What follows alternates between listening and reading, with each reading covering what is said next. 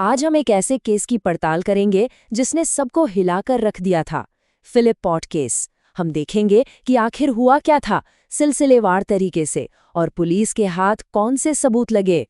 तारीख थी 11 मई 2012 और वक्त सुबह के 4 बजे।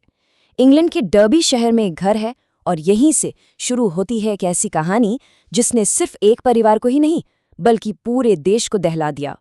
उस घर में आग लगी, नहीं आग लगाई गई, जानबूझकर, पेट्रोल डालकर। और इस आग ने एक दो नहीं बल्कि 6 मासूम बच्चों की जान ले ली, जिनकी उम्र सिर्फ 5 से 13 साल के बीच थी। ये कोई हादसा नहीं था, बिल्कुल नहीं। ये एक सोची समझी साजिश थी जिसका अंजाम बहुत बहुत ही भयानक हुआ। अब सवाल ये था कि आखिर ऐसा क्यों हुआ। इस भयानक कहानी की जड़ तक पहुंचने के लिए पुलिस को सबसे पहले इन बच्चों के पिता मिक फिलिपॉट की जिंदगी के पन्ने पलटने पड़े, और उसका अतीत काफी परेशान करने वाला था। तो ये है मिक फिलिपॉट, बाहर से देखने पर एक ऐसा आदमी जो अपने बड़े परिवार के लिए जाना जाता था। कई औरतों से उसके 17 बच्चे थे, लेकिन ये तो बस दुनिया को दिखाने वाला चेहरा था। इस मुखौटे के पीछे हिंसा और दूसरों को कंट्रोल करने की एक लंबी डरावनी कहानी छिपी थी। जरा इस टाइमलाइन को देखिए। ये कोई मामूली तारीख ही नहीं है, ये फिलिपॉट के दशकों तक फैले बुरे बर्ताव का एक कच्चा चिट्ठा है।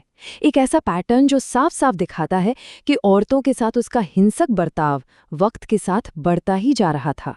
ये बात है 1978 की। उसकी 15 साल की गर्लफ्रेंड किम हिल उसे छोड़ना चाहती थी। तो उसने क्या किया?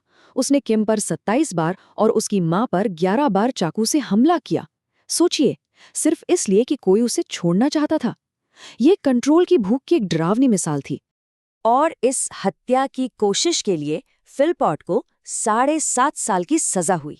लेकिन सुनिए, वो सिर्फ 3 साल और 2 महीने में ही बाहर आ गया, अपनी आधी सजा भी पूरी नहीं की। जाहिर है, इतनी जल्दी रिहाई से उसके हिंसक रवैये में कोई फर्क नहीं पड़ा। किम हिल, जिसने ये हमला झेला था, वो कहती है, आप मिक फिलिपॉट को ना नहीं कह सकते। वो ना शब्द का मतलब ही नहीं समझता। और यही बात हर उस शख्स ने कही जो उसके जुल्म का शिकार हुआ। उसे पूरा कंट्रोल चाहिए था, और अगर कोई उसकी बात न माने तो अंजाम होता था भयानक हिंसा। और फिर आया साल 2012। एक ऐसी घटना हुई जिसने फिलिपॉट को अपनी अब तक की सबसे खतरनाक साजिश रचने पर मजबूर कर दिया। फरवरी 2012 में उसकी एक और पार्टनर लिसा विलिस अपने 5 बच्चों को लेकर उसके घर से भाग गई। बस यही बात फिलिपॉट को बर्दाश्त नहीं हुई। बच्चों की कस्टडी को लेकर एक जबरदस्त लड़ाई शुरू हो गई, और यही वो चिंगारी थी जिसने आग लगाने की साजिश को हवा दी। असल में फिलिपॉट का कंट्रोल छिन गया था और वो किसी भी कीमत पर उसे वापस पाना चाहता था। तो उसने अपनी पत्नी मैरिड और दोस्त पॉल मोस्ले के साथ मिलकर एक प्लान बनाया। प्लान क्या था? पहला कदम, अपने ही घर में आग लगाओ। दूसरा, अंदर सो रहे 6 बच्चों को बचाओ।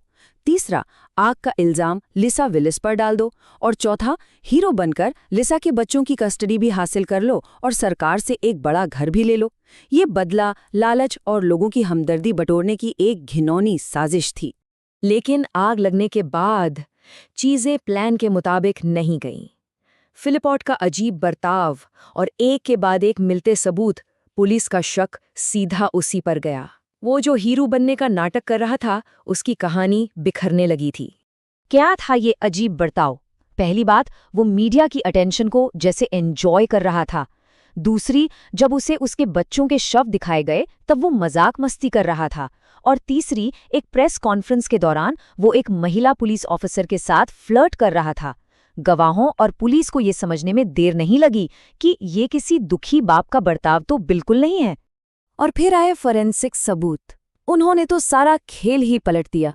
पहली चीज, आग लेटर बॉक्स के पास पेट्रोल डालकर लगाई गई थी। दूसरी, पास में ही एक पेट्रोल का कैन और एक दस्ताना फेंका हुआ मिला। तीसरी और सबसे बड़ी बात, मिक फिलिपॉट, मैरिड फिलिपॉट और पॉल मोस्ले, तीनों के कपड़ों पर पेट्रोल के निशान मिले। और चौथी, बच्चों को बचाने के लिए जो सीढ़ी रखी गई थी वो घर के पीछे पड़ी मिली, उसका इस्तेमाल ही नहीं हुआ था। ये सारे सबूत उनके झूठ की पोल खोल रहे थे।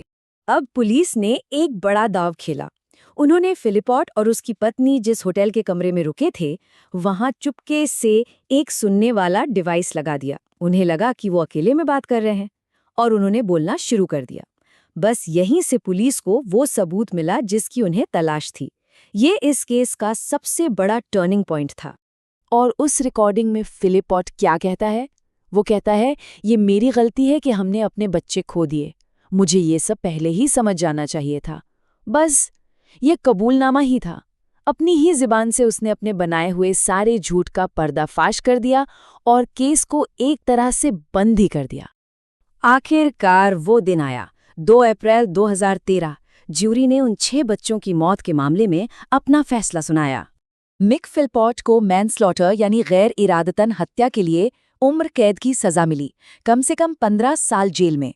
उसकी पत्नी मैरिड और दोस्त पॉल मोस्ले को 17 साल की सजा हुई। जज ने साफ साफ कहा कि प्लान तो फिलिपॉट का था, लेकिन मैरिड के बच्चे इसलिए मारे गए क्योंकि उसने अपने पति को अपने बच्चों से ऊपर रखा। लेकिन कहानी यहीं खत्म नहीं होती। मैरिड फिलिपॉट को नवंबर 2020 में और पॉल मोज़ले को मई 2021 में अपनी सजा का सिर्फ आधा हिस्सा काटने के बाद ही रिहा कर दिया गया। इस फैसले पर लोगों में काफी गुस्सा भी था। तो आखिर में ये केस हमारे सामने एक बहुत बड़ा और परेशान करने वाला सवाल छोड़ जाता है। जब किसी के बुरे बर्ताव का, उसके दुर्व्यवहार का इतना लंबा और साफ पैटर्न मौजूद था, तो इस भयानक अंत को रोकने के लिए और क्या किया जा सकता था? ये एक ऐसा सवाल है जिसका जवाब शायद कभी न मिले।